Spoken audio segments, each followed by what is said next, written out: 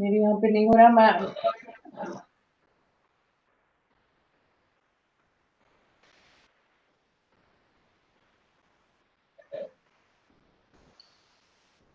So it's streaming live. Can we begin now, Habib sir? Yeah. No, okay. Rama ma'am, are you there?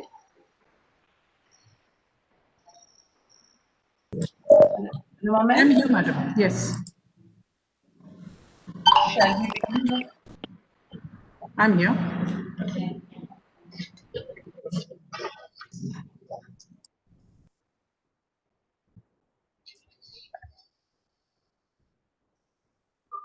Habib sir, we're starting.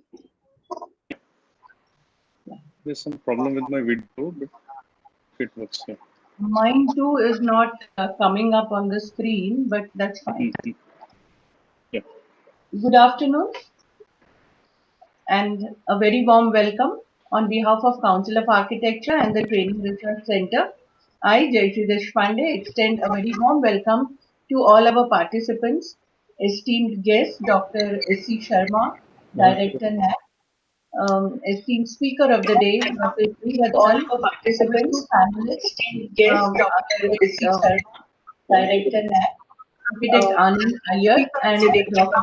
with all our participants, panelists, esteemed guest, Dr. S.C. Sharma, Director NAC, architect Anand Dyer, and Dr. Can I request all the panelists to please mute themselves?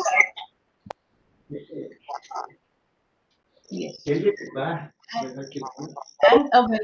And a welcome to all the delegates, heads of schools, faculty who are eagerly waiting for this seminar to begin. I apologize for a little delay. There was a technical hitch and we couldn't begin. But I would now hand over and invite President Council of Architecture, Professor and Architect Habib Khan, to please take over. Habib sir. Hi, good afternoon, everyone.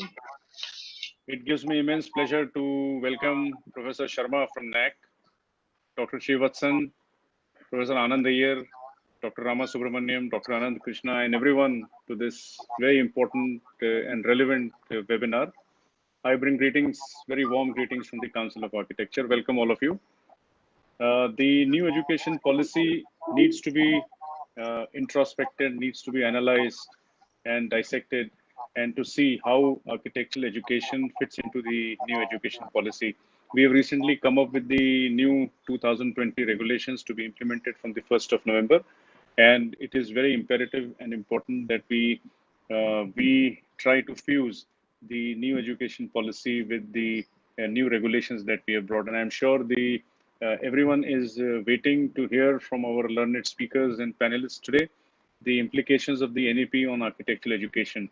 Such kind of discussions is the need of the day, and I request and implore every school, every academician to organize such kind of debates where we can use the summary and the conclusions that we arrive at into making architectural education a better to take architectural education on a better platform.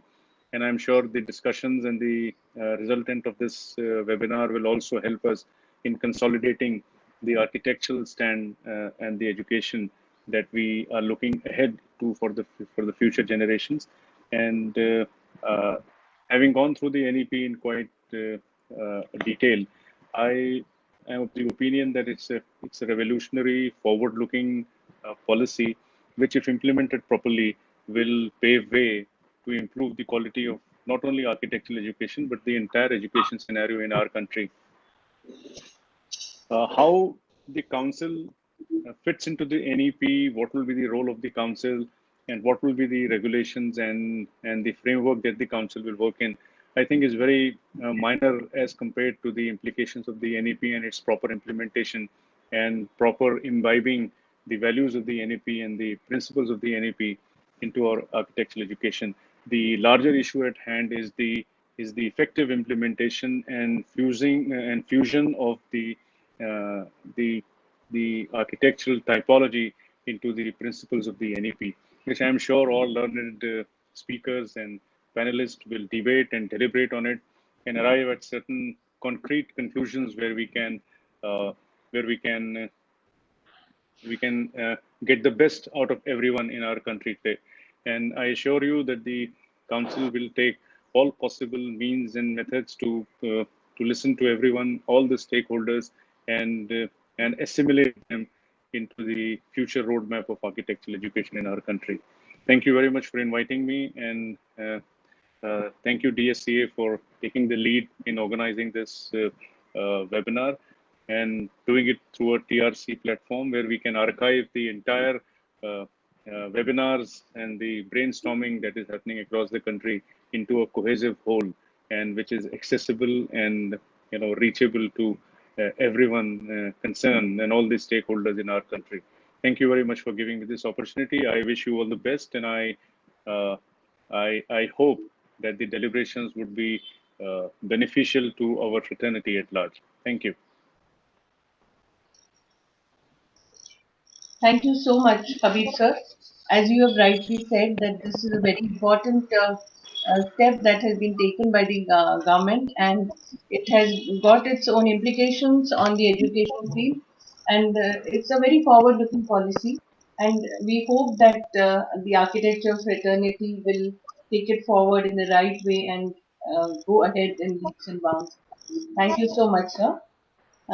It now gives me great pleasure to invite and welcome Dr. S.C. Sharma, Director of NAC. Sharma sir has kindly consented to give the opening remark and speak to all the delegates here. Welcome, sir. It gives me great pleasure to introduce Dr. Sharma to all our delegates. Dr. S.C. Sharma is an educationist, researcher, and an administrator. His area of specialization are fracture mechanics, material engineering, and nanotechnology. Formerly, he was the Vice Chancellor of Chhattisgarh Swami Vivekananda Technical University at Bhilai, Chhattisgarh State Government Supported University. He was also Vice Chancellor of Tumkur University, Karnataka State Government Supported University. The Vice Chairman, Karnataka State Higher Education Council, Government of Karnataka, and he was Principal of RV College of Engineering, Bangalore. Dr. Sharma's genuine concern for the downtrodden and deprived classes of the society is echoed in his special initiatives and undertaken by the university for the welfare of students belonging to weaker sections. Recognizing his service to the society and in health sector in particular, he has been nominated as the trustee of B.M. Srinivasaya Hospital Trust, a public, charitable and non-profit trust established for poor patients in the society. And its trust has 72 years of history. Dr. S.C. Sharma assumed charge as Director of NAC on 28th May 2018. Welcome, sir. A very warm welcome to you on this platform, and I would request you to please address all our delegates who are eagerly waiting to hear you. Namaskar to all of you. Respected President, School of the Architecture Council of India, and other colleagues of mine, academic colleagues of mine. Over a couple of years, on the trajectory of sustainable development on the social, economic, and cultural sphere, there's a lot of change.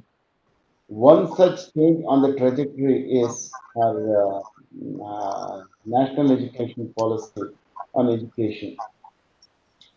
Why this national education policy? Because till now, it was not the education policy was not student centric.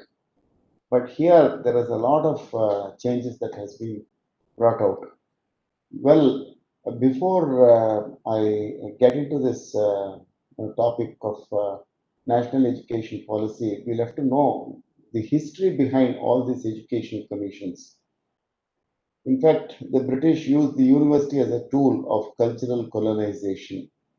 And British East India Company in 1781 established the madrasa, which is now a good famous university called as Alia University in Calcutta. So 1813, the missionary schools started, and 1835, the Western education completely was taken over by the Oriental education, and then we had series of commissions, Charles Wood Commission, etc. The last one in the British was Sargent Plant. Then in 1948 to 49, the Radhakrishnan Commission was in place, and during the commission's report, there were four important points which Radhakrishnan highlighted. One is university as organ of civilization, and then Radhakrishnan's committee discusses about intellectual adventure and an integral way of life and provisions of wisdom and knowledge. And then in 1952 and 1963 was Dr. Arkat Lakshmanswamy Modaliyar's commission. It was called a Secondary Education Commission also. And after that, Kothari Commission in 64 to 66. Here in this commission, the report talks about teachers and pure education, and also in line with the directive principles of the Constitution. There is Article 45, right to education, Article 21A, pertaining to fundamental rights, Article 14, etc. And now the point is, the Kothari Commission report was very good, but unfortunately, when bringing it down onto the field, it takes a long time, and part of it was skewed, dislocated. There is only 30 to 35% was taken, and the rest was left out. But now in this National Education Policy report, the first thing is it has been rechristened as Department of Higher Education instead of Human Resource and Development. And then NEP has 360 degrees transformation with focus on 21st century of skills in pedagogy, etc. It has four vertical. One is the National Higher Education Regulatory Council. The other one is National Accreditation Council. The third one is Higher Education Research Council. The fourth one is General Education Council. So each one has its own role to play. Now, as all of us know, that world is undergoing rapid changes in the knowledge landscape with this various dramatic scientific and technological advances, such as rise of big data machine and artificial intelligence. Many unskilled jobs world over may be taken over by machines, while the need for a skilled workforce, particularly involving mathematics, computer science, and data science in conjunction with multidisciplinary abilities across the sciences, social sciences, humanities, will be increasingly in greater demand. Well, the policy is divided into four broader parts. One is called the school education, higher education, and the third one is other key areas of focus, and the fourth one most important thing is how to make it happen. With regard to school education, there is a structural change there. 5 years, 3 years, 3 years, and 4 years. 5 years is the foundation course plus 1 plus 2, and the other 3 years is called as preparatory, 3, 4, 5, and then 6, 7, 8, the mid school. The high school is 9, 10, 11, 12. But even at this at the school level itself, the document mentions about continuous professional development for teachers and stopping commercialization of education. Well, I'll be only concentrating on the higher education. Why this policy? No, the colleges must be in a position to develop well-rounded and create individuals. Now we are having a more of specialized courses, one of more specialized areas of and deeper interest. Quality university and college education must therefore aim to be both a joy and an opportunity. This was to break the drudgery and monotony in the regular field of education as we are teaching. So there is no joy and an opportunity also. It is just like a run of the mill getting the degree and going out and asking for jobs. And is that all? No. The answer is the basis for knowledge is to create through creation and innovation. Therefore, it will definitely supplement the growing national economy. So this was the main intention of preparing the document. Well, we are having a lot of proliferation and fragmentation in higher education. Higher educational system consisting of large multidisciplinary universities and colleges with at least one in every district, and with more multidisciplinary undergraduate education, revamping curriculum, pedagogy, and assignment. And main thing is integrity of faculty. This is very, very important. Let me share this unpleasant thing with you. The Vice Chancellor of Tumakuru University, I had to take action on some of the teacher education institutions where corruption was rampant. And fundamentally, in teacher education, if corruption is taking place, and what kind of teachers that we are producing for the high schools and primary schools, and what will happen to the higher education? So this document is a wonderful document where it says at several places integrity is very important.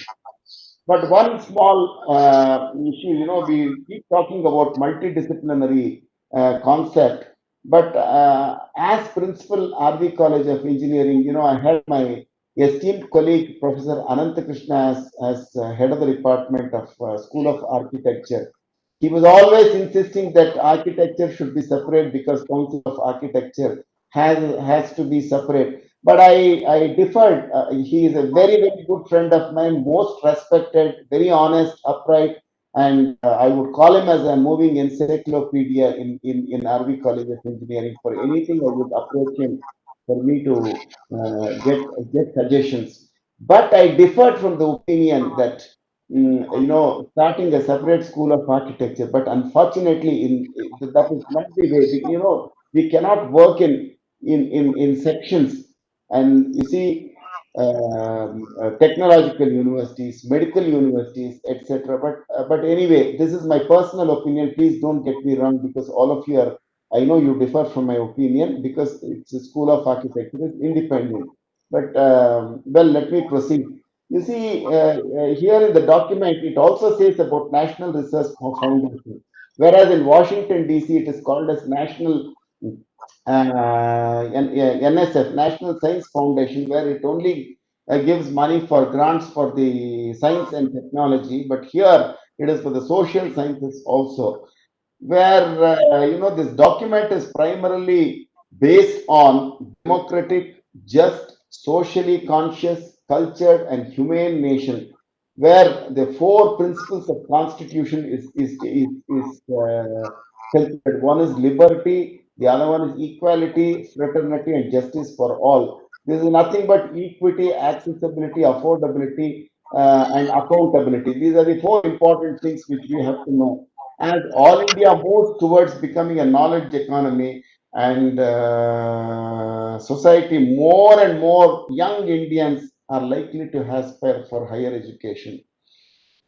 Well, yes, knowledge creation and innovation. This has to take place, but now it is somewhere skewed where it does not contribute to the general growing of national economy. Why this national education policy? The existing higher educational ecosystem has to be debated properly, and there is less emphasis on cognitive skills and learning outcomes.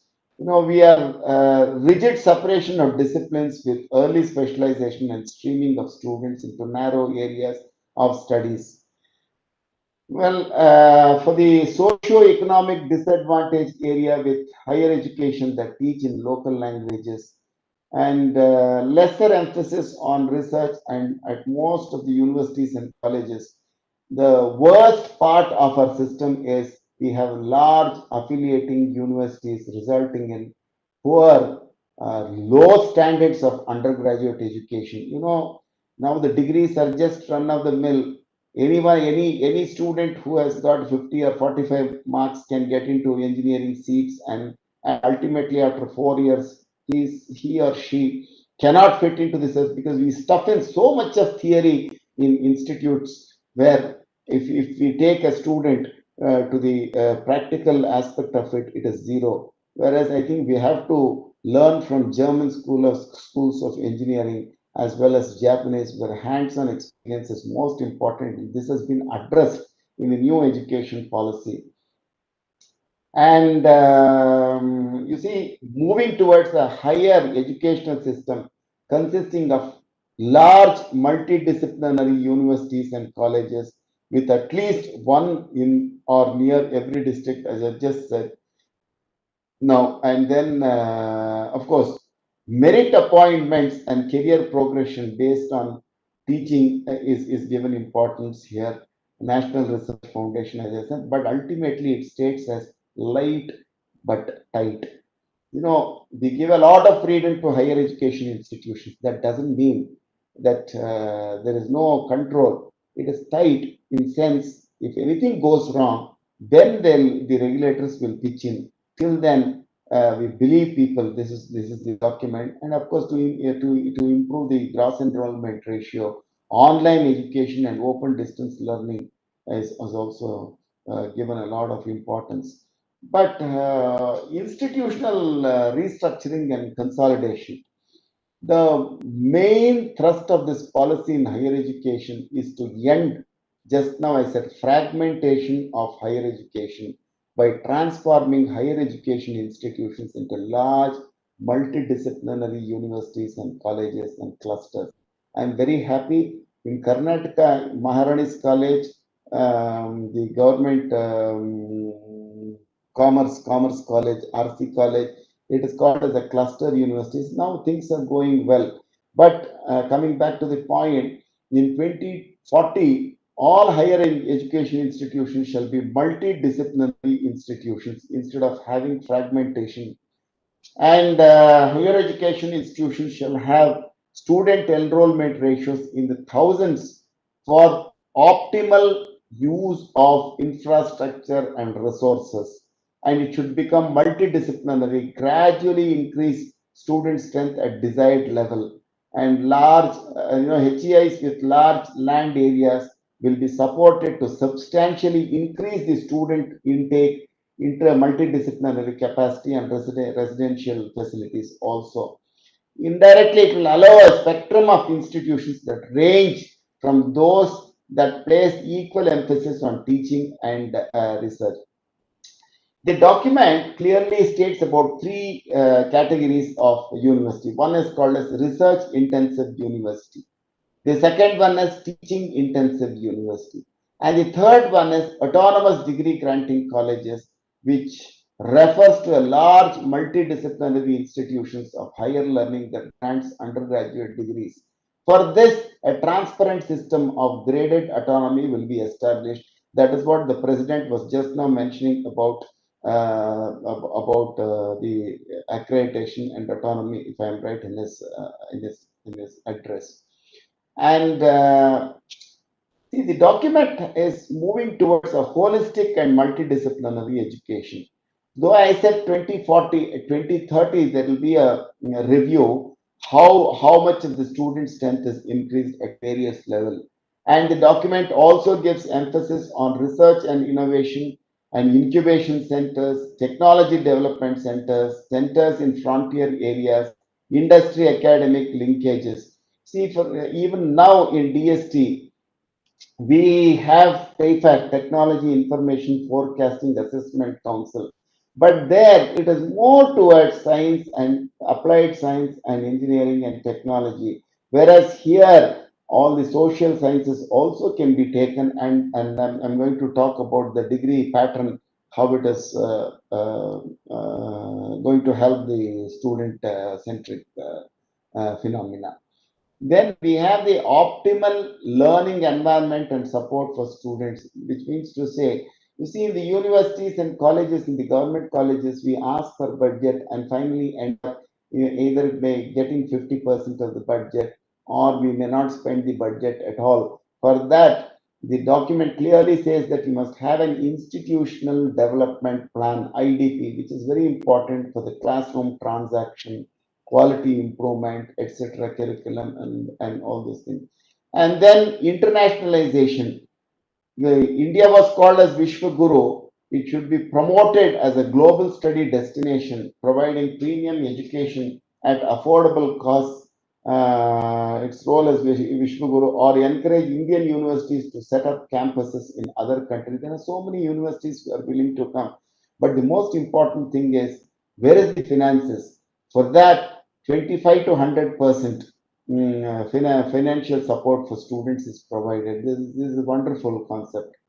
And then the compensation levels of permanent faculty in public institutions have also been increased substantially. This way back in 2009, way back in 2004, let me once again get back to Professor Anand Krishna's theory and Harvey College of Engineering architecture. In architecture, he would always say that practicing architecture are very, very important to increase the standards of Bachelor of Architecture students. Therefore, he would call professionals, and we used to compensate at a very higher level compared to the engineering study also, and thereby the Professor Anand Krishna was very successful in bringing up the architecture school there. And the other important thing is equity and inclusion. This is very important. In fact, the document defines about SEDG, that is socio-economically disadvantaged groups. And the document also gives a higher target for gross enrollment ratio for the SED, and it has a special zone. For example, in Northeast, even if you have SED or if you monitor, what is that special zone? Additional grants will be given there and continuously being monitored. And of course, it also speaks about enhancement of gender balance admissions and develop and support high quality teaching in local and in Indian bilingual mode. So, and yes, about the support technology, also support technology tools will be provided. And what are the steps that have to be taken to achieve all this? You must mitigate the opportunity cost and fees for pursuing higher education, which is very important. As already I just mentioned, about 25 to 100% financial assistance and scholarships for the disadvantaged students, and curriculum being more inclusive, and admissions being more inclusive, and wheelchair accessibility in all the buildings, and differently abled friendly tools to be adopted. And the word socio-emotional, this is a very nice concept for the academic support and mentoring for all and without any discrimination. And professional educations, again, it is an integral part of higher education: agricultural, legal, health, teacher education.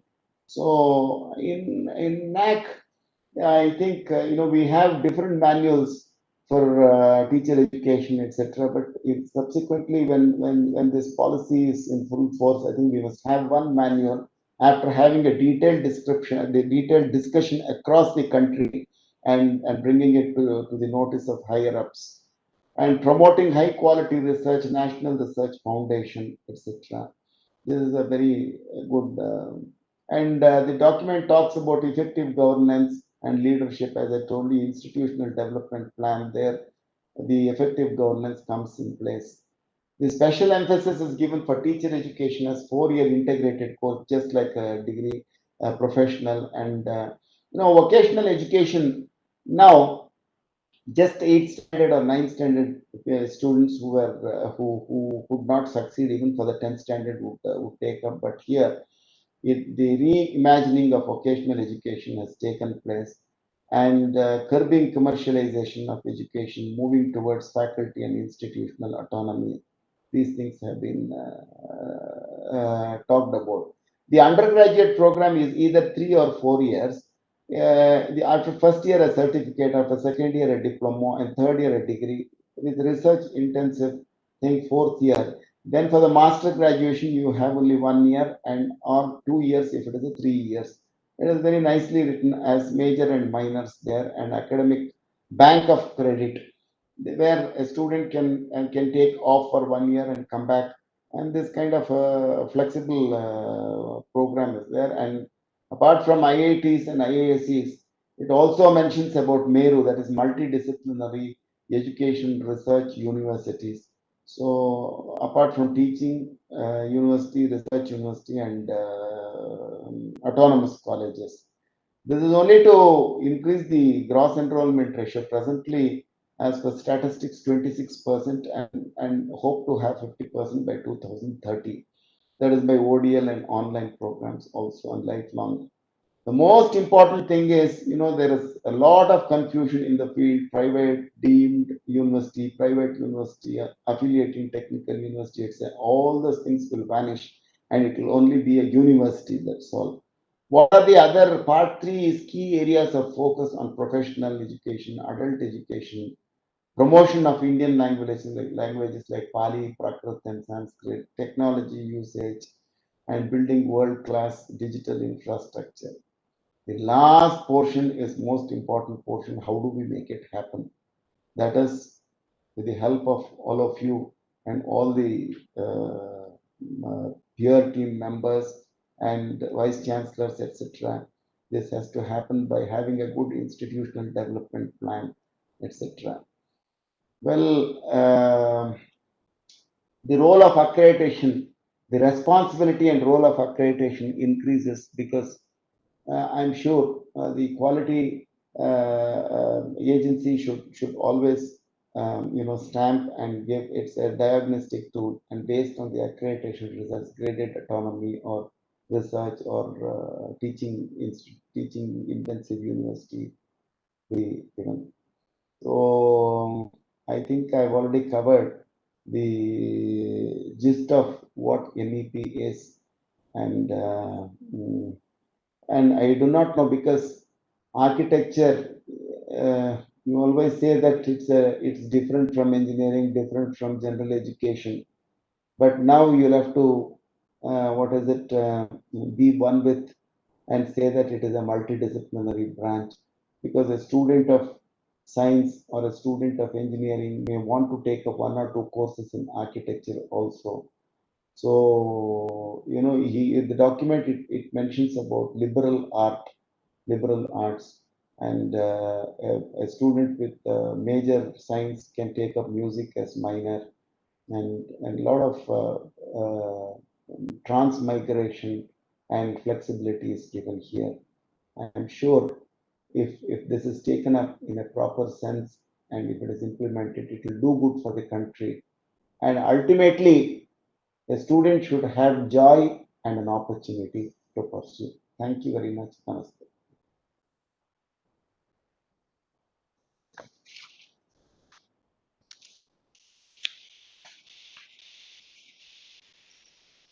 Thank you, sir. It is indeed a privilege to be with us. Your valuable insights into the contents of the national education policy and your words of guidance have very appropriately set the direction for the discussion which we now would have on this platform. Thank you once again, sir. Thank you.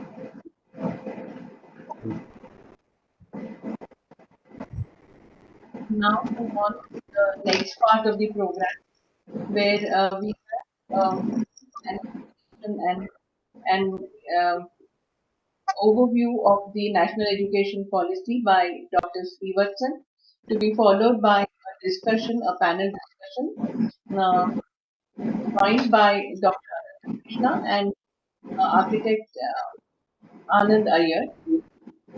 I would like to introduce Dr.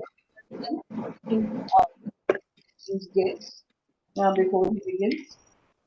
Dr. A. Srivatsan is an architectural scholar with more than 25 cumulative experience teaching architectural and developmental research and professional practice. Some of his major research projects include the Indian Research as part of a large Department of Science initiative, the NCT program of development, megacity publications and papers in reputed journals. Before joining his role as the Executive Director of CAU, Srivat served as Academic Director of the University for 4 years, closely with the deans and heads of academic offices to define academic policies, practices, foster academic rigor, and deepen the culture of research at SEP University. Prior to that, he has been associated with as senior director while serving as adjunct faculty at Asian College of Journalism and at School of Architecture and Planning, Anna University, both in Chennai. Prior to this, assistant professor at Anna University for 10 years. Also been a practicing architect for 8 years and is an active member of various institute bodies contributing to the development of new academic programs and introducing new courses. Dr. Srivatsan holds a PhD from the Indian Institute of Technology along with a master's degree in architecture from the School of Architecture, Delhi. Welcome, sir. Thank you. Before I actually hand over the platform to Dr. Srivatsan, may I invite Dr. Rama Subramaniam to please also introduce the esteemed panelists of the day. We have Dr. Rama Subramaniam, who has actively contributed to the coordination of this program, and I request Rama ma'am to please introduce the Anandaya. Thank you so much, Jayashriji, and welcome to all and a good afternoon. It's my pleasure to introduce the panelists, the case Radhakrishnan and architect Anandaya. Dr. Radhakrishnan, as so amply congratulated by our director of NAC, Dr. S.C. Sharmaji, is a well-known institution builder, very well known in Karnataka and India and abroad. In architecture from Bangalore University, a master's degree in town and country planning from University of Madras, and has a doctoral fellowship in IIM Bangalore. One of the distinguished scholars of architecture, and in this area is highly recognized and respected. He was head of architecture department in Manipal University 6 years, and he founded the Department of Architecture in RVCE in the year 1982. He was the dean at RVCE, and which later on transitioned to become RVCA for another 22 years, right until 2014. In 2014, he moved to CMR University as the dean. He's an academic visionary, hardcore teacher and researcher. From the IIA Mother Virtual Gold Medal 2014. He is well known to all of us in Karnataka schools and has won the Rajyotsava Award. He was chairman of the BOS in architecture for 15 years in VTU Belgavi. Served as academic senate member for 6 years. He served as jury member of the Global Architecture Competition for National War in Delhi on behalf of the Ministry of Defense, Government of India. It's my pleasure to also welcome and introduce architect Anand Dyer. He studied architecture from CEPT University, Ahmedabad, and critical from Nottingham University, UK. Over the past 20 years, apart from professional work with design firms, he has worked with state and central government agencies in India, policy and program management, in the fields of sustainable urban development and climate change. Development agencies as an independent consultant with sustainable development and urban capacities and cooperation. With the private sector, he has worked on strategy and planning in renewable energy infrastructure and green buildings. He has been in academics as academic coordinator, professor, and academic advisor in different universities in India. His work usually centers around organization, development, and people processes.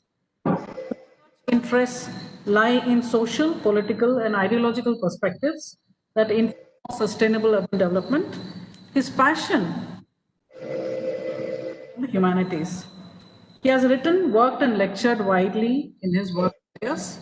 A very warm welcome to our panelists, Dr. Anand and Sri Anandaya. Thank you. Thank you very much. I request Dr. Srivatsan to please Thank you, Professor Jayashree, Abid Khan, and Namaskaram for inviting me to share my views about what this far-reaching document, which was very clearly and explicitly explained by Professor Sharma. Probably in the last few decades, there's nothing far more impactful than this NEP policy that I have seen.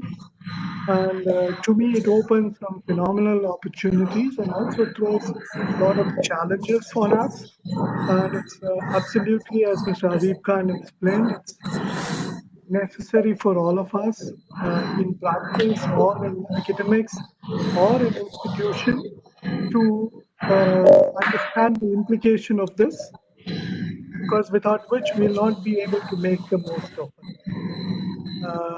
Bear with me, I'm going to repeat something which what Professor Sharma did, but slightly in a different way.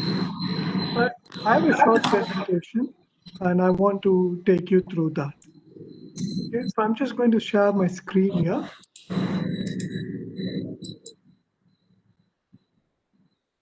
Okay. Okay. Now I have divided my presentation into three parts. First, I want to lay the ground conditions of what it is now, so that we can appreciate what the NEP is trying to do or not trying to do. Then I would take you through the key factors of the NEP, but I'm going to structure those key factors based on these challenges that we are facing. And finally, I would like to project a possible scenario. Suppose if we want to make the best use of the NEP, what things that an architectural institution or education should do. Okay? And I'll stop there then so we can take questions and views from the panelists and the participants here, and we can think through this document. Okay. So let me first lay out, in my view, architectural education faces four major challenges: the regulatory challenge, the pedagogic, the institutional, and the economic. Now, one of the things of being both a teacher and an academic administrator, often one is confused by the fact that there are many regulators, though council prevails over other places. But even if you're a part of an engineering college, what to do with the ICT, what to do with what the university says, etc. And second, most of these regulatory frameworks are input based. So essentially, one looks at what is the infrastructure available in terms of classrooms, what are the number of courses, etc. But there is hardly any review of what is the output. See, I'm sure all of us have faced inspections of different kinds, and we often only go through what is available in terms of inputs of infrastructure, square feet, so on. But there's hardly any discussion about what is the pedagogic orientation, what kind of outputs an institution poses. So there is no clear indicator as to whether what we are doing or what someone else is doing is providing us the quality education. In fact, on the contrary, I always felt the council inspection provides a false sense of quality, because it is operating through objective criteria and primarily based on these inputs. So once you seem to be approved, looks like everyone is equal, everyone is flat. One sense, one communicates to the students and teachers, parents, that all colleges are more or less similar, but which is not the fact. We know on the ground things are very varied.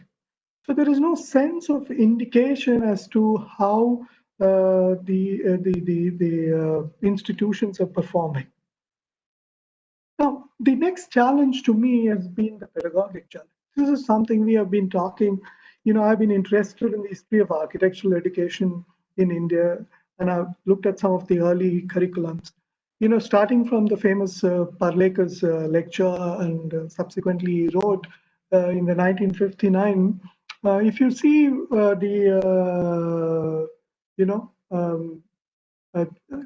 the curriculum that he has laid out, and probably one of the first attempts to put a national curriculum in 1966, which was published in IAA.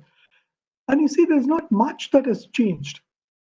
We still talk about a linear progression of design studios in terms of scale. Very few schools have shifted more towards an issue-based way of doing design education.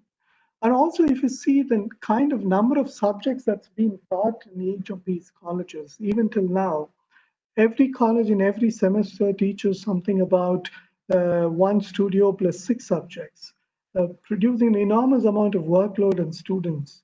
And we often complain that at the end, the students are not able to deliver, not fully realizing the fact that some of the problems are lying in the curricula. And when you question internally, or if you have a conversation, often one would say, no, there's nothing much we could do because the regulations, we don't have a control on, so on and so forth. And second, I also found that these challenges impedes innovation. For example, let's say I'm inspired by the Finnish School of Education, where the standalone subjects are minimum, but you create subjects that you need to solve a problem. So let's say I take the design studio as my fulcrum of education, which it is in most cases. And I want to learn what is required to solve a problem. So I need to create a studio of, let's say, about 12 to 14 credits of space. Because apart from doing design, I need to have all kinds of input, lectures, tutorials, workshops that's connected to problem solving. Okay, because we can never be able to exhaust what we need to teach. All that we could possibly do is show the mechanics of learning and develop a will to learn. So if I want to change my pedagogic approach, then there is less possibility and scope available in the regulatory framework. As a result, I have been observing that architectural education across the country, particularly at the undergraduate, is more or less flat. Okay, there are a few innovations here and a few innovations there. So there is no possibility of a diversity. For instance, let's say let's say I have a school in Kutch region, and I have this very strong Unashela and other kind of foundations, and I need to work with them, and I see making as absolutely, as Professor Sharma explained about the German schools. I want to incorporate that. I'm not able to do that. So as a result, what's happening is there's a less and less scope of alternative paths. The imagination of an architect who is trained through this pedagogy is more or less flat and sort of the same across, which is not an healthy thing. Now I'll come to the next thing. I'm sorry. Now the third challenge is the institutional challenge. Okay, most of the academic institutions, particularly academics, are notoriously known to think that the academic environment is highly stable. It's sort of taken for granted, correct? Because there is this there is no challenge that is posed, okay? Neither from inside nor from outside, okay? So very hardly you have performance reviews. Very less we are sort of benchmarked with somebody outside. There is independent academic audits are seldom had. So there is not. So we sort of practice. If education is a practice, we practice in a sort of an environment that we take it for stable. Then there is an old notion of infrastructure, which is essentially classrooms, etc. But today the infrastructure has to be absolutely understood in a different way. We have to talk about labs, we have to talk about digital fabrication, because as technology and environment are the two fundamental or key drivers for the future curricula. Most of the institutions are technologically challenged because the notion of infrastructure is sort of being conceptualized at a date that is quite dated. Now, what this current pandemic has told us is the importance of campus. what is the experience of learning? In fact, both teachers and as well as students tremendously miss what is called the community of learners. So by coming together, so what is the learning environment an institution provides is a big challenge. And many institutions, of course, not all institutions are well endowed. Suppose if they have to network with some 5 or 6 institutions in the region or across country, I want to take advantage of the credit-based, choice-based curriculum which the UGC is pushing for some time. And I want to let my students go and do a course in summer or winter elsewhere so that I can make up, I don't have to invest on all the infrastructure in my campus, but I could network with institutions either internationally or nationally. There's no way in which I'm going to be able to transfer the credit. Without transferring the credit, it becomes an extra burden both financially otherwise on students. Now, the notion of professional connect in our concept is primarily inviting practitioners to teach. But there are a few models of education. For example, one of the in the recent times, the most refreshing model of doing postgraduate comes from the London School of Architecture, where there are about 15 firms who are partners in that education.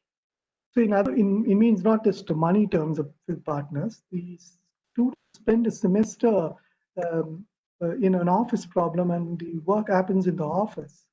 And all the partners of these 15 firms sort of come together to do the reviews and so on and so forth. It's a very interesting model. So there is different kinds of professional connect. And research, one of the things that plagues architecture the most, in fact, it's one of the difficult things for any architectural institute to figure prominently in ranking is primarily because of its lack of research. And if you see the national ranking framework, the first 3 or 4 often goes to heavy engineering-based institutions, which has a strong publishing culture. But that cannot go on. So what is the research ambition that we have as an institute? My last point that we often face is, for a long time, the education has been in the private sector. Okay, now there are very few state sponsored or state supported. So the bulk of education has to happen in private sector. So what is the financial model of education in the private sector? Because there are very, very few colleges which has a large corpus of 200 crores or 300 crores. And that's really happening at the humanities or the liberal arts. But I haven't seen any architectural college that comes with a large campus. So most of the education is a fee-based model. And if you really want to deliver a quality standard of education, meet all the council and more higher standards, it would cost nothing less than 2 to 2.5 lakhs per student. And 90% of this cost has to be met from fee, and capital expenditure is separate. Now, if the college has to meet, then there is again a regulatory condition of how to fix your fees or how much not to fix, etc. So there's always a constant struggle to how to meet the standards, how to invest, and how to recover some of the costs. And I was just recently discussing with a group of people who are looking at a business plan of a new college. And they're primarily seeing in 10 years down the line, or at least 5 years down the line, you're looking at a cost of education, particularly architecture. If you really want a premium kind of education, it's going to cost nothing less than 4 to 5 lakhs a year. So how do we manage this? How do we engage with, just as much as we are meeting the challenge, how do we keep the costs? How do we meet for the financial aspects? Well, this is from the supply side, which is the education. The professional fee, the professional pay that's paid is also something that we need to worry about. Because a thumb of rule, if you would, any experienced board member in any institution will ask you when you pitch a fee, they'll ask you in how many years would a student recover his cost. A thumb rule is 3, maximum you could stretch to 5 years. But architecture, given the scale of pay, a student can only recover the cost of education in 10 years, and that's a long time to come. So there is, and then the economics of architectural education, which is seldom discussed when we discuss education, is also not lined up well for us. Now, please bear these categories of challenge when we are looking at NEP. And that's why I think there is now a real good opportunity to address some of this and move forward. Now, I'm going to categorize key points which Professor Sharma excellently described for our purpose, and also fit it in the manner which I just built up the argument so far into 6 categories. The first one is the institutional category, which has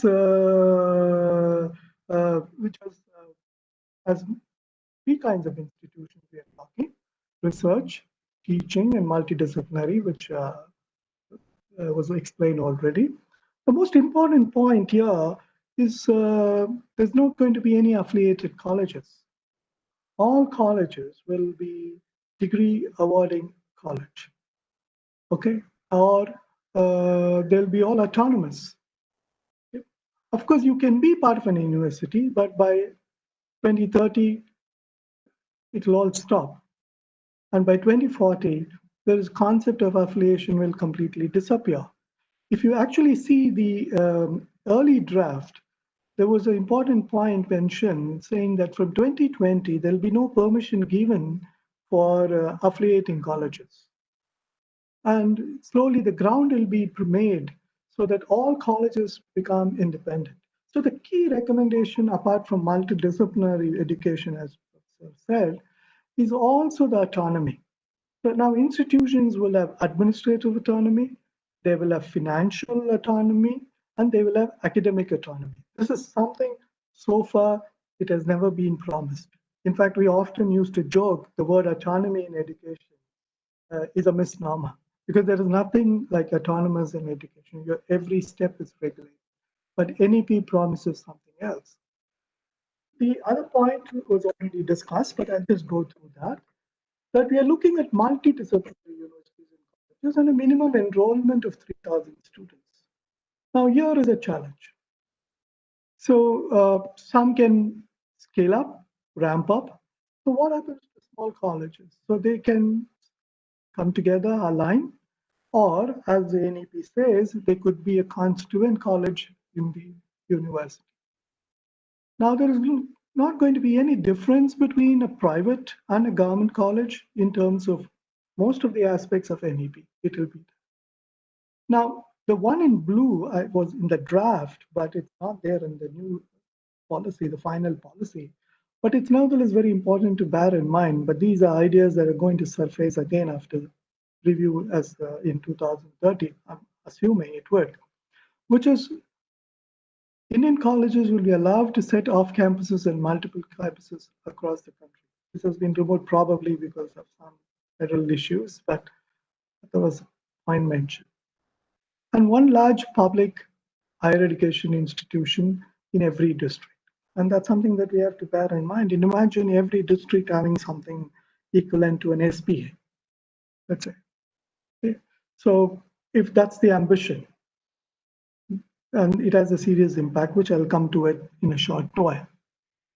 The second category to go through is the teaching and research. Now here is, I see again,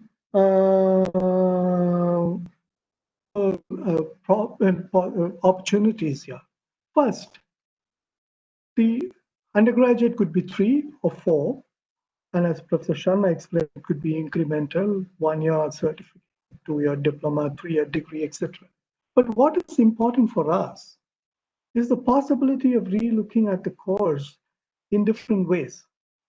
For instance, if you look at the point made regarding the integrated postgraduate program, now if you can have a postgraduate program in 5 years, 3 years of UG plus 2 years, or a 4-year course plus 1 year for PG.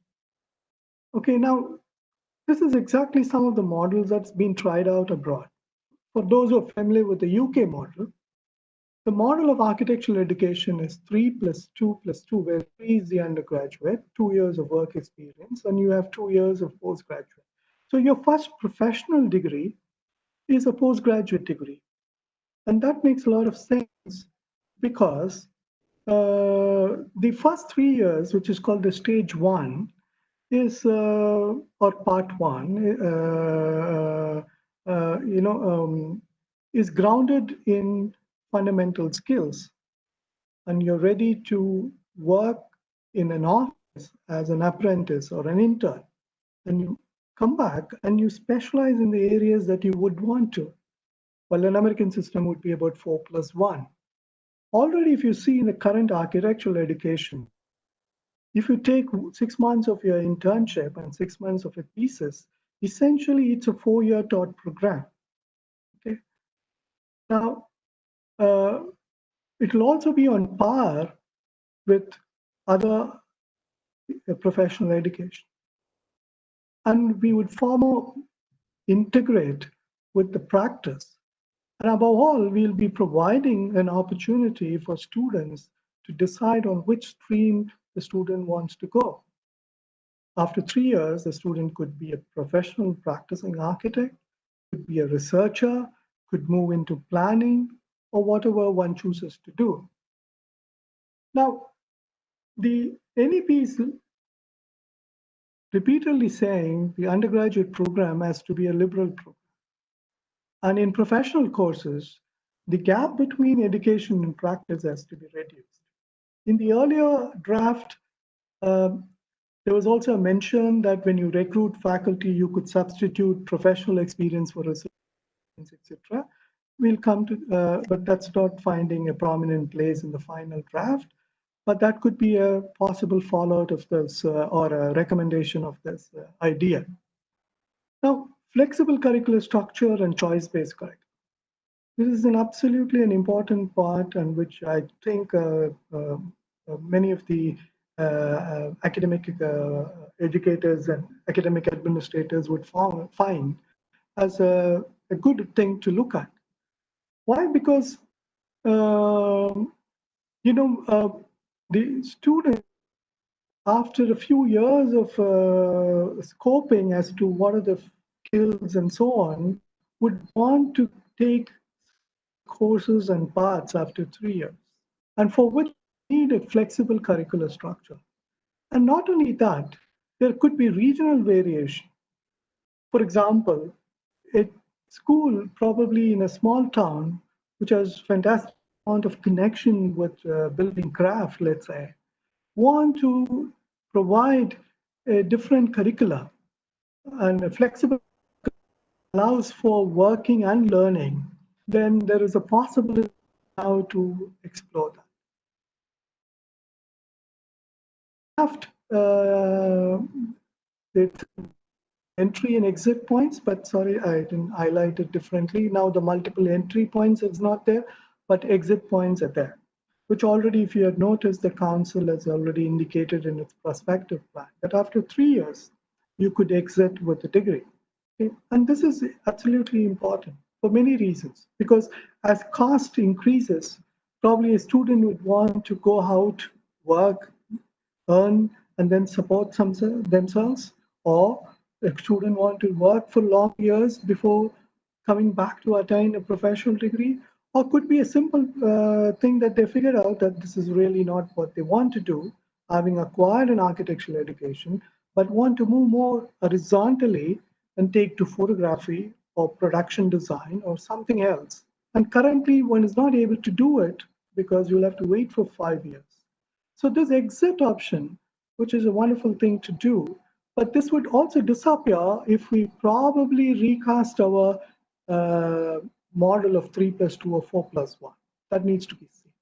Of course, in the draft, there was a mention about PG education and its connection to professional practice, but it's not there. But the question still remains. What is the difference between a BArch design degree and an MArch design degree? We have not been asking this question. So some of the times the postgraduate architectural design program looks like a college completion course rather than something of providing excellence.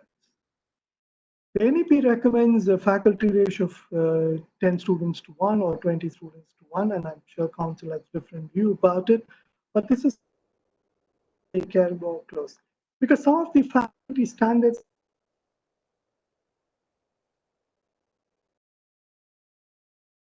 for instance, if I want to have all my design studios run by practitioners who can not leave their practice, but they're willing to give those 12 hours or 18 hours a week, okay? Now, I can only invite them as a visiting faculty, but I cannot count them as a full-time faculty. So the cost of the education, by paying for this 29 or 49, depending on your intake, in addition, I would the actual in reality, the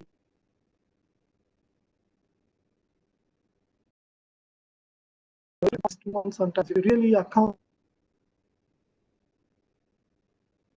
So this is seen. I'll come to that in a bit. Of course, the ODL, which is the tremendously encouraged by NEP, of course, subjected to some accreditation, but it's also seen as a key way to increase the enrollment, which is almost to be double in next 20 years. I'll come to the next one, which is the regulatory. Now, there is, as Professor explained, there's going to be a single sole regulator, UGC, to disappear, and there's going to be national education regulator.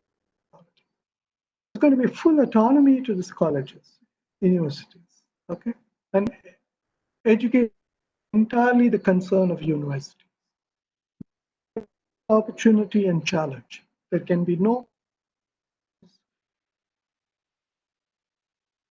some regulatory demand like this, etc.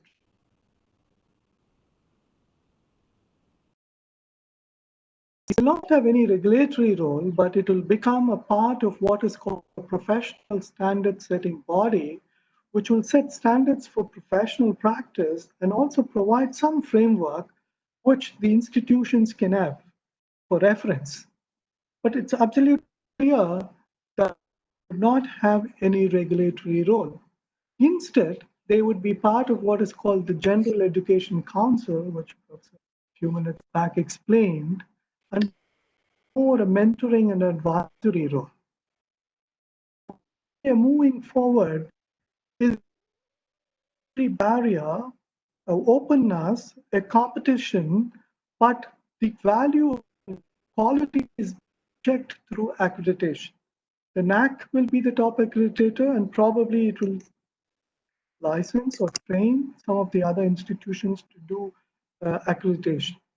And it will become compulsory. In the early draft, it was mentioned that accreditation will happen once in 5 years. Not there. So what the document currently says is over a period of time, all institutions will be subjected to what is called a binary accreditation, which means either you fulfill and meet the standards or you don't. It's like pass or fail. It's like an I pass or fail. Many colleges abroad will have 65% as your pass. So it's I pass or you simply fail. That's it. So essentially, the accreditation will be the tool to measure the quality. And how it is done, what will be specifics to each kind of institution, that's we need to wait for NAC to say, but it'll be even more important for us as a collective work with NAC to say, look, this is how probably an institution must be audited. But we already have some models. For example, if you were to take the affiliation, it's a really rigorous, thorough process. We need to think from that. There were other ideas which doesn't find mention in the final draft, but for example, accreditation will only be for institution and not for program. Accreditation doesn't matter, you know. But I think there is a second thought, or I don't know whether it will come in the second version. Let me take you through the next set of three. Internationalization, which was already mentioned. This is a very important thing because one, for international students. Okay, I come from an institute which is known for its internationalization. It has more than two or three decades of experience in that. There's always a difficulty in getting students, not because of programs or facilities, it's primarily because of certain regulatory demands. But that is now going to be used. Of course, in the early draft, it was seen as a supernumerary, but that's now silent in the final draft. Now, the top 100 universities in the world will probably have an easy way of setting universities in India. And that's really going to open the market, so to speak. Indian students will have more choices to make, and Indian institutions will have to benchmark against them. Okay? So, of course, it also opens for Indian public and private universities to set up campuses in select countries, which in a new confident emerging India, as it has done in other businesses and technology fronts, the good ones will be confident enough to set up campuses abroad. And there'll be transfer of credits through exchange programs. Now, while all this is done, NEP is is considerate to know how do we recruit, what is the nature of teachers, etc. The NEP provides complete autonomy to the institution. All matters pertaining to employment, promotion, compensation increases, and the Board of Governors will take responsibility for it. The only caveat or a condition there is each institution should put what is called an institutional development. Initially, there was some time frame given, but it's not there now. And the institutional development plan will lay out all these aspects. What is their ambition? What is the positioning? What is the recruitment process? What kind of quality parameters looking at it? What are their resources? And they should be made public. Okay. So you would find that it's going to be good competition for talent. Good teachers will be in demand, and not so good teachers or good researchers may not be. So the pay scales vary. Programs will also be vary. So really, we are seeing an absolutely openness. Suddenly, the whole thing is opened up.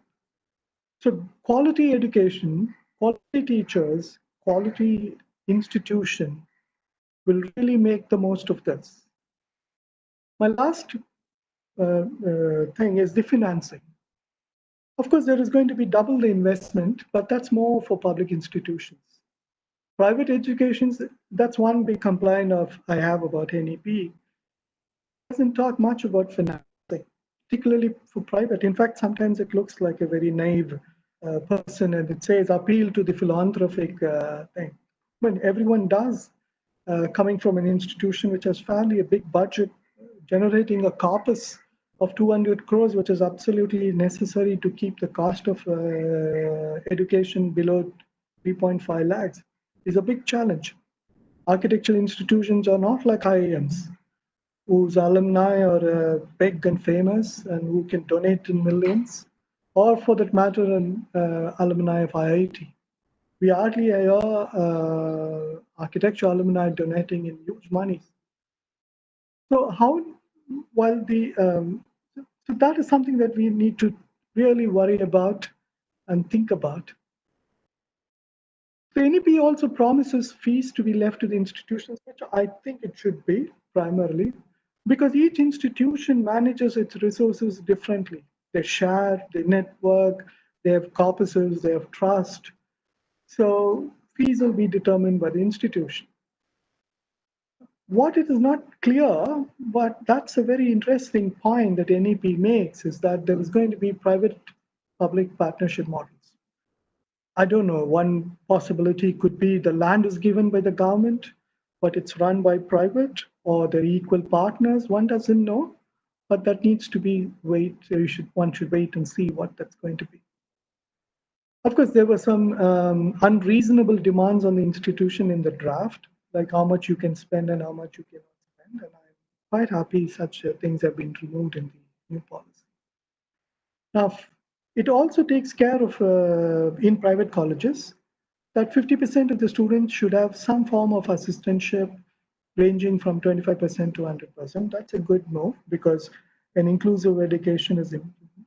And cross-subsidy is the way to go forward. Some really can afford, some can't afford. How we should mutually support each other is a question.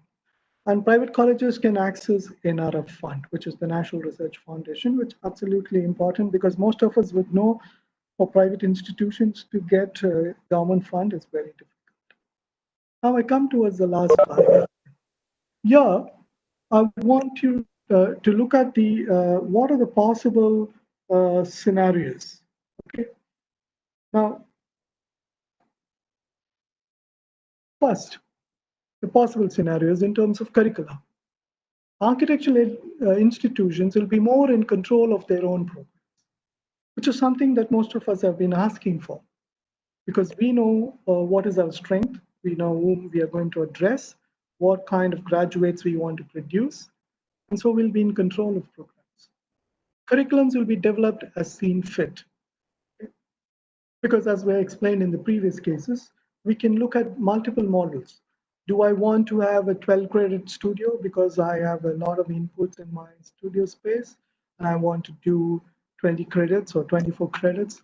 Things like that should be more or less left to the institution. The multiple exits we discussed. Age-free learning, and this is something very exciting for me personally, because increasingly we are not looking at a profile of students who will follow these typical +2, 3 years or 4 years, and then now people are going to go back to take a break here, do some work, come to this, and people who have gone into practice want to come and work. So a flexible, sort of an age-free learning is something what will be the future. Now, the third one is flexible and modular. See, for instance, as Professor Rov explained, I want to study for 3 years, okay? And particularly in postgraduate, this is going to be very helpful. I'm a working architect and I want to upgrade myself and I want to enroll for a postgraduate program. But I can't give up my practice entirely to come. Why should we deny that person an opportunity to upgrade? Suppose if I have a modular learning, for instance, I have a postgraduate course where you have to earn about 80 credits. An architect says, okay, I'll do a studio on one subject, so I will be earning about 15 to 20 credits. Then I'll go back and come next year and do it. So there is a possibility of doing a modular way of things. And we have to take care of this because all of them cannot afford to take a break from this. At the same time, there's a huge desire to upgrade, and we'll have to upgrade both for teachers and practitioners, and institutions must play an enabling role in that. The last point in that column is core and choice-based specialization. It's a very important thing in undergraduate level. Not everyone wants to be a practicing architect in a particular way. So why should everyone go through that? So if you divide the course into 3 plus 2, and everyone has a solid common foundation for 3, the second 2 years could be something else, which gives you a certain choice-based specialization. My next opportunity to rework our UG program, look at integrated program, and as I explained, 4+1 structure. More importantly, it helps us learn in multiple.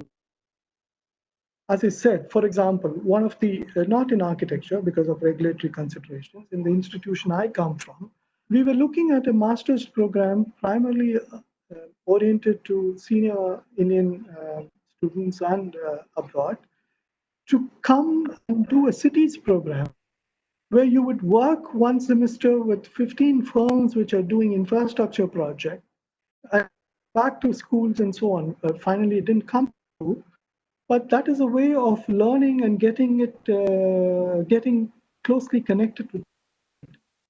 So there will be more possibilities of. Certainly, we have a great opportunity to think about what is the purpose of PG, and more important, what is the student?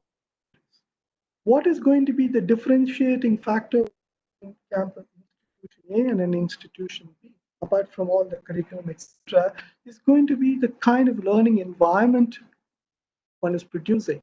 And that is going to be increasingly noticed by students, because they are, I don't want to use the word for the sake of a better word, I'm saying as a consumers, as someone who wants it. And there will be value for professionals as part of the academics. So this whole binary of academics and practice will be able to finally break. And the NEP clearly says if you're doing a 4-year undergraduate program, the last year could lead to more research-based, which is something architecture desperately needs in this country. The architecture research and so on are very low. And as I said, the program in both ways, people coming in, people going out. Last two segments. This leaves us with the question, how do I position myself as an institution? Am I a teaching institution? Am I a research institution? Or am I a combination of those? There could be no more default position. We'll have to make a choice and probably orient our teaching to our program. There'll be compulsory accreditation, and that will be the key differentiator. There will be absolutely competition. Student will be able to across the country, they'll be able to choose more, and an institution and another will be now competing because there will be no excuse whatsoever for the poor performance. Now, the last part, which is something worries me, is the fee-based model will continue in the private sector. The only way to keep it under control is only by allowing or making effort to build a corpus. How do we do that? That's a big challenge. The differential costs for different programs, and that's really going to be a major factor as it plays out. So an MArch and a BR will not be the same. Already we are seeing the cost of running a design program in masters is far more expensive than running an architecture program, because recruiting a design faculty is far more expensive than recruiting an architecture faculty. The kind of workshop setup and the resource, material consumption in design is very different from us in an architecture program. We are not able to differentiate it because there are certain regulatory considerations. But left to oneself, each program will be very different. So how would an architectural program will price itself? And how would the student respond to it? Those will be really important questions to answer. I stop with this slide. We have two recent documents produced by the Council, okay, the minimum standards and the perspective plan. As Mr. Abib said,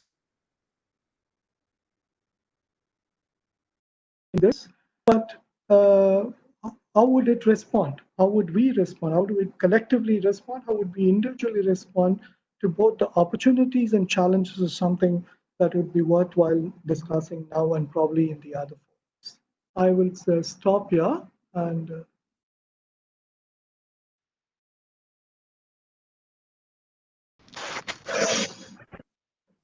Thank you, Dr. Shiv. Are you able to hear me, sir? absolutely. Thank you. Thank you very much, sir. Now I would request Professor Anand Dyer to make his remarks or raise questions. Sure. Would you not like to go first, Dr. Shall I go first? Yes, yes, please. Yes. Thank you. Thank you, everyone, for inviting me. First of all, the organizers, the DSCA, the COA, TRC, and it was terrific listening to the president and Dr. Sharma, who just elaborated the policy in such a meticulous manner. Great to be here with Professor Anandakrishna. Dr. Srivatsan, of course, this has become typical of you, the clarity, the announcing of the core issues, and the way you've related the issues back to the way forward, as in the way forward is, I think, quite excellent. Before we get to the questions, I think two the most significant points didn't come up from Dr. Sharma, but from me personally. The two most significant points with respect to architectural education, one is absolute music to my ears, which is the holistic nature and the multidisciplinarity. This is, if people who are listening, if you could look at points 11.1 to 11.8, pages 37 to 38, I think they've been really well written, and whoever has written them is really well versed in what education does mean.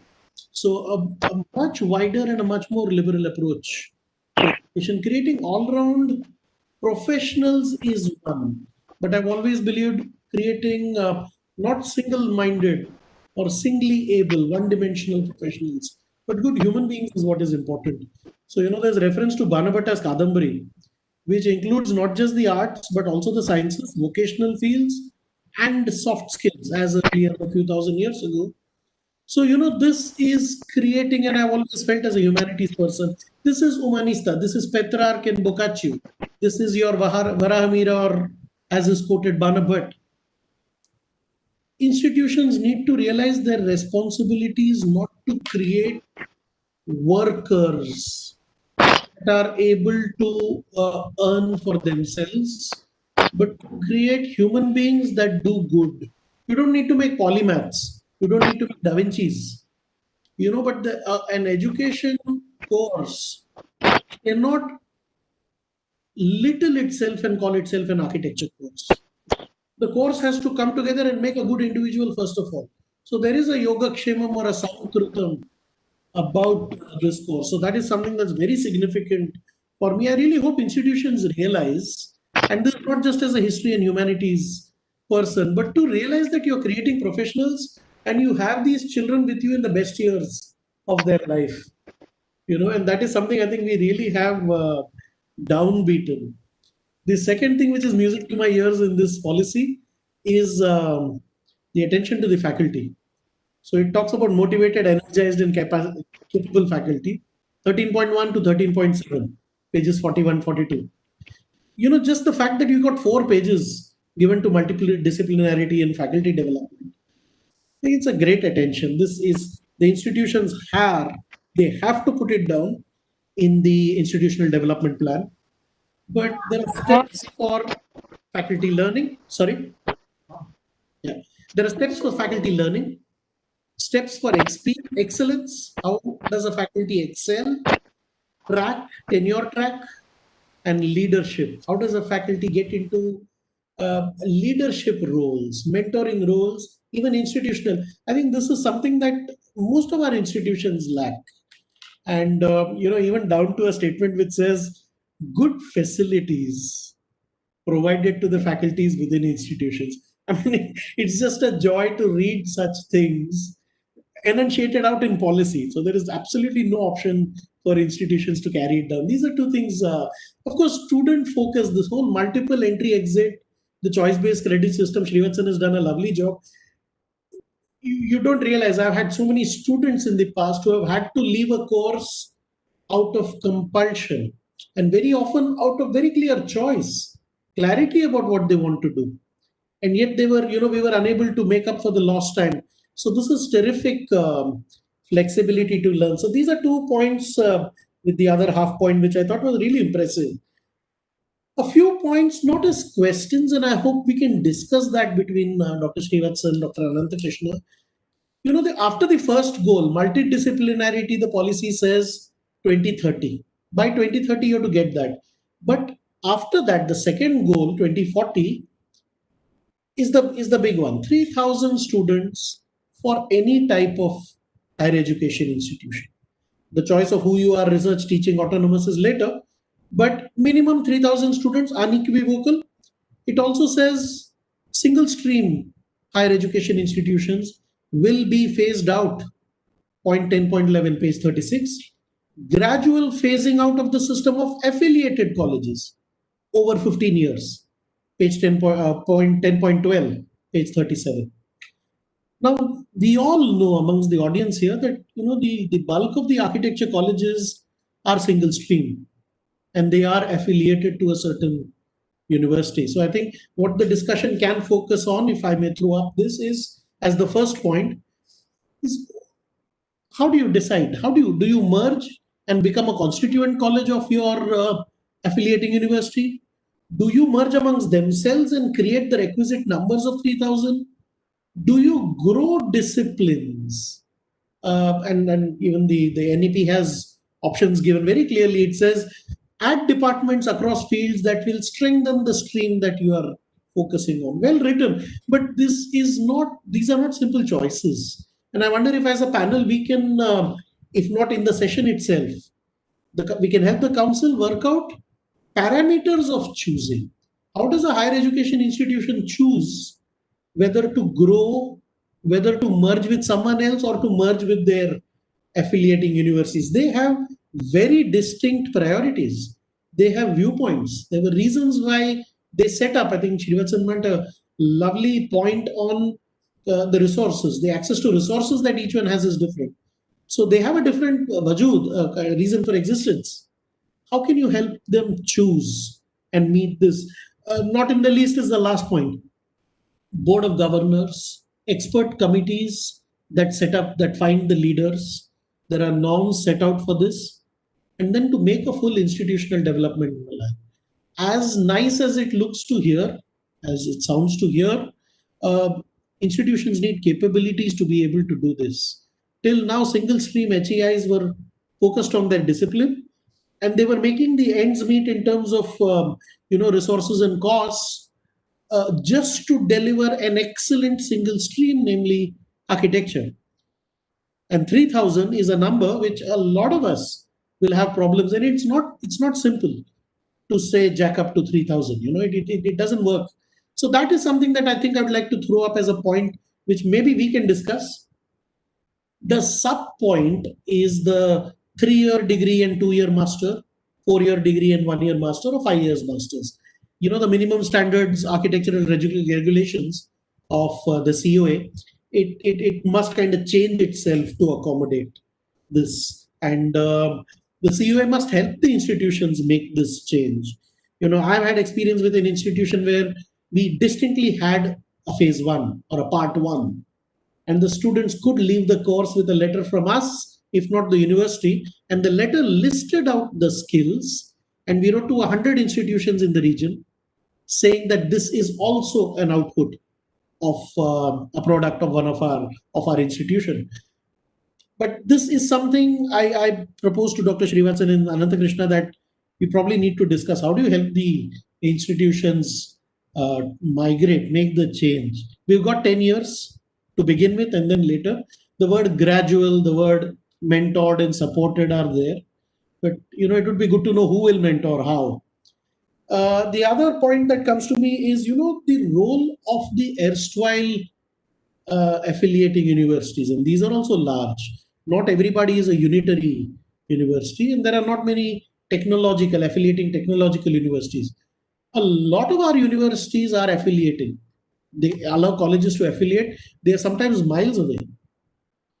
In case the other colleges do not merge, the role of the board of studies, the dean at the university level, I'm not too worried about the Senate, but there's a lot of potential there. It is not just obsolescence, but I think these are bodies that can be tapped, because I have in my interaction sensed a lot of anxiety that the policy does really move from, it does remove the middle state level intervention.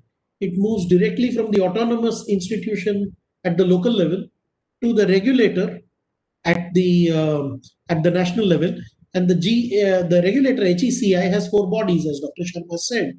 So, really the state body is something which becomes defunct, but can actually reinvent itself to help the colleges, the institutions, which is where the onus is.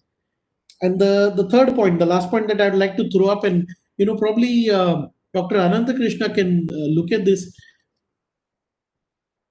it's been a long, the policy very clearly talks about broad basing. It talks about the gross enrollment ratio, but there is expanding the reach and geography. If you look at this document that Dr. Srivatsan showed at the end, the professional standards, even that has these clusters slides at the end.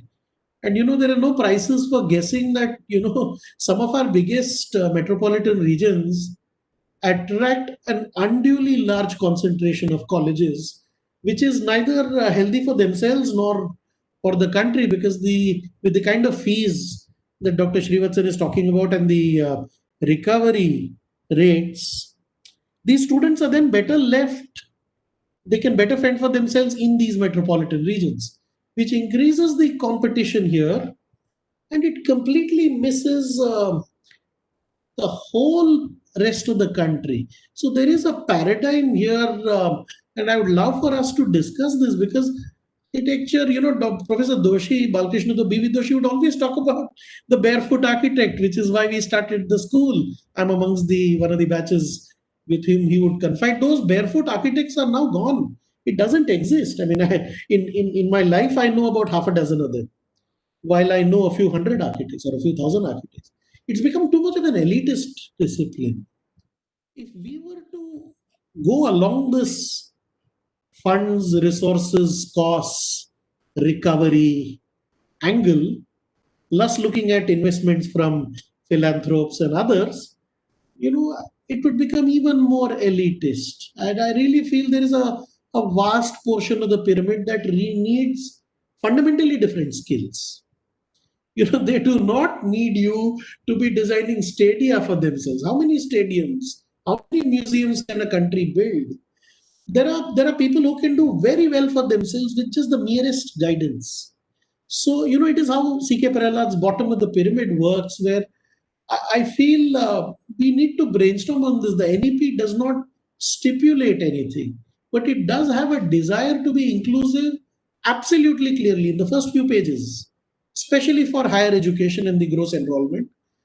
We must expand our reach in terms of students and the clients that the students reach. And one way for that is probably geography, and we have to do this ourselves. The government of India is not going to do this, but it is us as professionals who probably have this. Maybe I'm an idealist, but we we have a country to serve. We can't be serving 1.1% of the population. Yeah. So these are some points that I have, 2 or 3 that I'm very glad to see in the policy, and 2 or 3 that I've thrown up. I'll open it up to Dr. Anandakrishna now for his views. And then I've got some questions from the audience and a couple that I have myself, and probably we can discuss that. Yeah. Thank you. Thank you, sir. I have a few points to make.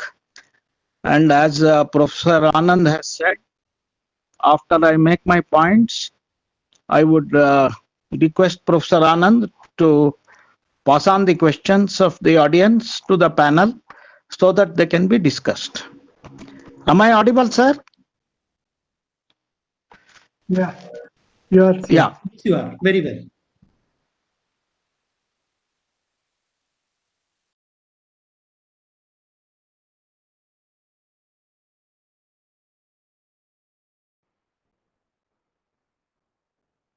Are you with us, Professor Krishnan?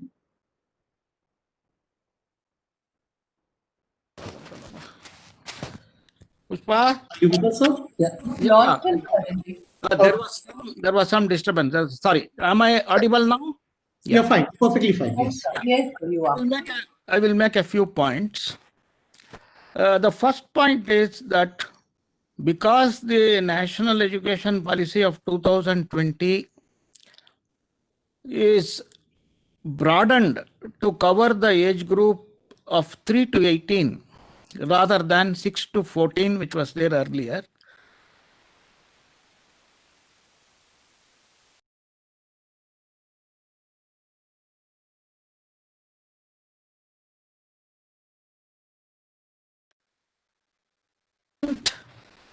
The plus point for the higher education is that we can expect more number of students who would be interested in joining higher education.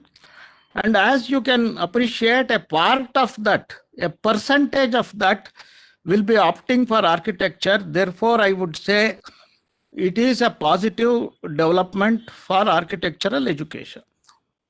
The second point, and I am very happy about it, that is the ability of the colleges to become eligible to grant degrees themselves, and the removal, gradual reduction and removal of the affiliating system will bring in tremendous competition, healthy competition among the colleges. And therefore, to my mind, it is very positive, because unless there is healthy competition, there will not be improvement in the quality of service that is given to the consumer. And we have seen this happen in all other sectors. There has to be a healthy competition. And the discontinuation of the affiliating system is key to it. I will tell you why. There are many students belonging to colleges who do not want to mention the name of the college where they studied, but they only want the university name to be mentioned. And if you permit me, I will say this without giving too many details. I went to a college of architecture, which is part of a deemed university. And when I asked them to which university they were affiliated, they said, we are not affiliated to our own deemed university, we are affiliated to another older university. And I think all of us can easily understand. I didn't ask for any details. The answer was very obvious. They were not confident of affiliating to their own deemed university. So you look at the situation. It is, see, the lack of confidence of the college in itself and in its own deemed university is not a good thing. See, one has to be competitive. There is no choice. And I'm glad that the NEP is promoting that competition by making the colleges eligible to grant their own degrees. So there is no choice. It is the college which gives the degree, and that is going to be open. So they have to perform. Point number 3, the wonderful idea of removing the silo concept in architectural education and in other areas of higher education is welcome. The silo concept is doing a lot of bad things. The moment it is opened up, the freedom that is given to the student community to choose courses from other streams, it is a wonderful thing, because as all of us are aware, we keep talking about it, but we have not been able to sort it out. If you have a class of 40 students, you may have 10 students who may be wonderful in design. And the remaining 30, what will happen to them? We are all aware. We face it every day, but we do not know what to do about it. Now, this is a wonderful solution to that problem. So that 30 students have got a choice to select courses of their interest.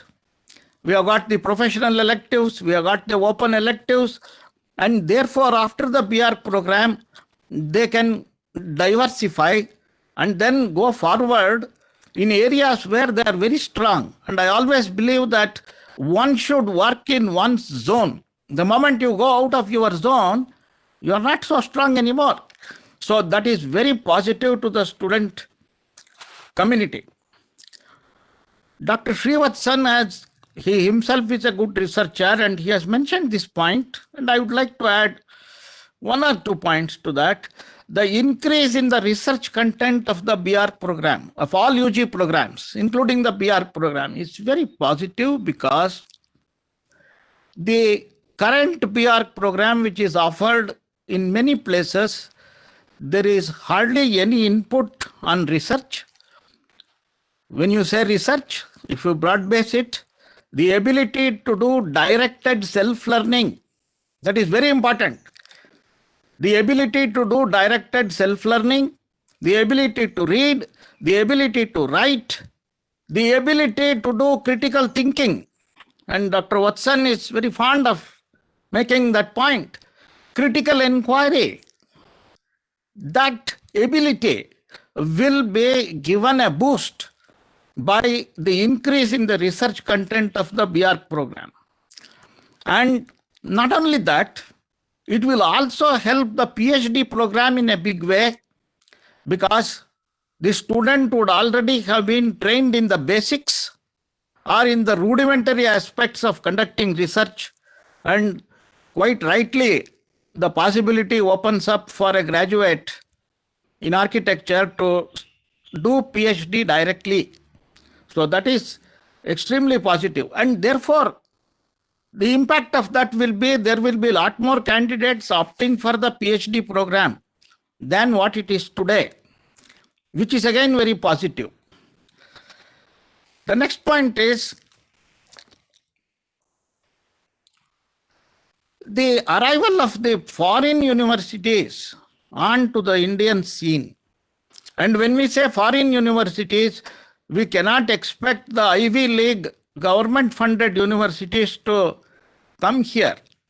We can expect the private universities, private foreign university to come here, and there will be a competition among those universities and the Indian universities. And again, there is that competition which has been provided by the NEP. And as I have always believed, a healthy competition is a must for the development of all the colleges. A healthy competition will help each and every college, because all that will happen is the benchmark will be raised, and the raising of the benchmark is very critical for the growth of any school of architecture. Unless we do that, if we keep on reducing the benchmark, we know what will happen. Now, the plus point is that the NEP is encouraging that healthy competition between the foreign private universities and the Indian private universities. And that is an excellent thing. Another point I want to make is about the dropouts, the provision. There is a question mark over there. There is a facility to exit the course at different levels, and the student will not go empty-handed. There will be a certificate or a diploma. It is all excellent. But the question is, I think all these private colleges will appreciate this point. The managements will wonder what will happen if the dropout rate is very significant. What will happen to their finances? And in fact, the positive thing about that is that fear would make them do better. See, it is a question of perform or perish. So the performance will get a boost, although the fear will be there in the beginning about the financial impact of the freedom given to a student to exit at any level. In fact, this point was discussed some time back, and we had put it up, but the management asked, they vetoed it. The management vetoed it. Why did they veto? They said, if you give this opportunity, and for argument's sake, if everybody leaves, what will happen to the school? So that is an important issue. And another point related is the value of the certificates which you are giving for such candidates. What will the value of such certificates be in the market? Will it be of much use, or will they be wanting that degree badly? So these are some of the points I wanted to share with you all. Now I will request Professor Anand Dyer to